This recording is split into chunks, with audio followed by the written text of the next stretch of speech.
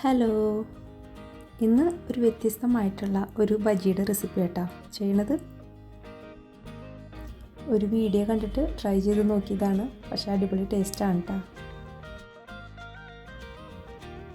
ഈ ബജിയുടെ മെയിനായിട്ടുള്ള ഇൻഗ്രീഡിയൻ്റ് എന്ന് പറയുന്നത് കടച്ചക്കയാണ് കേട്ടോ. ഒരു കടച്ചക്കയാണ് എടുത്തിട്ടുള്ളത്. ഇനി നമുക്കത് മുറിച്ച് കഷ്ണങ്ങളാക്കിയിട്ട് അതിൻ്റെ തോലൊക്കെ കളഞ്ഞ് നന്നായി കഴുകി ചെറിയ ചെറിയ കഷ്ണങ്ങളാക്കിയിട്ട് മുറിച്ചെടുക്കാം. ഈ സൈസിലാണ് ഞാൻ മുറിച്ചെടുത്തിട്ടുള്ളത്. ഇനി നമുക്കത് ആവിയിലൊന്ന് ഒരു 5 മിനിറ്റ് നേരം വേവിച്ചെടുക്കണം.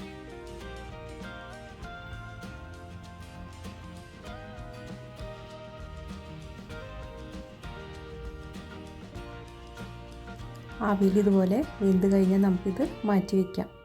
ഇനി നമുക്ക് ബജിയുടെ മാവ് തയ്യാറാക്കാം. അതിന് വേണ്ടിയിട്ട് ഒരു പാത്രം എടുത്തിട്ടുണ്ട്. അതിലേക്ക് നമുക്ക് ആവശ്യത്തിനുള്ള കടലമാവ്, മഞ്ഞൾപ്പൊടി, മുളക് പൊടി, ഉപ്പ്, കായപ്പൊടി ഇതെല്ലാം ഇട്ട് കൊടുത്തതിന് ശേഷം ആവശ്യത്തിനുള്ള വെള്ളം കൂടി ഒഴിച്ചു കൊടുക്കാം. ഇതെല്ലാം കൂടിയിട്ട് നമുക്ക് നന്നായിട്ടൊന്ന് മിക്സ് ചെയ്ത് കൊടുക്കാം. അതിനുശേഷം നമുക്കിതിലേക്ക് കുറച്ച് സോഡാപ്പൊടിയാണ് ചേർത്ത് കൊടുക്കാനുള്ളത്. സോഡാപ്പൊടിയും കൂടി ചേർത്ത് കൊടുത്തതിന് ശേഷം കുറച്ചും കൂടി വെള്ളം ഒഴിച്ച് നമുക്ക് മാവൊന്ന് ലൂസാക്കി എടുക്കണം.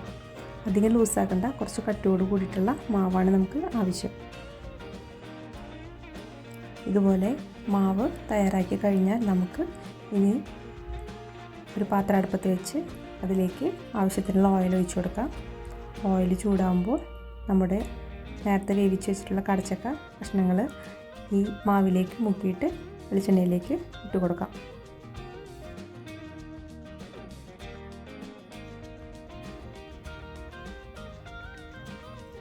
അങ്ങനെ കുറേശ്ശെ നമുക്ക് ഇട്ട് കൊടുത്തതിന് ശേഷം 2 സൈഡും നന്നായിട്ട് ഫ്രൈ ചെയ്ത് എടുക്കാം.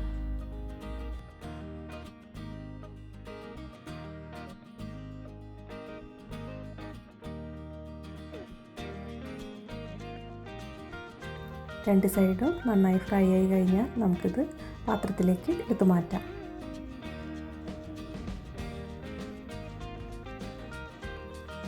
അങ്ങനെ നമ്മുടെ അടിപൊളി ടേസ്റ്റായിട്ടുള്ള ബജി തയ്യാറായിട്ടുണ്ട്. ഇത് ശരിക്കും നമ്മുടെ സാധാരണ ബജിയുടെ ടേസ്റ്റ് തന്നെയാണുള്ളത്.